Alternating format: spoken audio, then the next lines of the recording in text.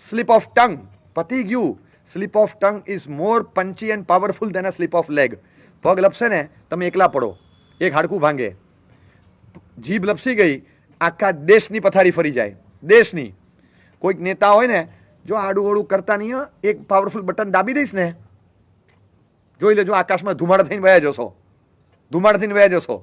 અગ્નિ સંસ્કાર નહીં કરવો પડે, રાખની ઢગલીની જેમ ઉડી જશો, બતાવતા નહીં. એક શબ્દ આવો બોલે, ઇમ્પેક્ટ શું આવે એની? માર્કેટ પર, માહોલ પર, બંને પર. માર્કેટ પર ને માહોલ પર શું આવે? તમને થાય કે હું વ્યાખ્યાનમાં બેઠો હતો, કાંઈ હતું નહીં, વ્યાખ્યાન પછી આ શું થઈ ગયું? બોમ્બ ફૂટ્યો.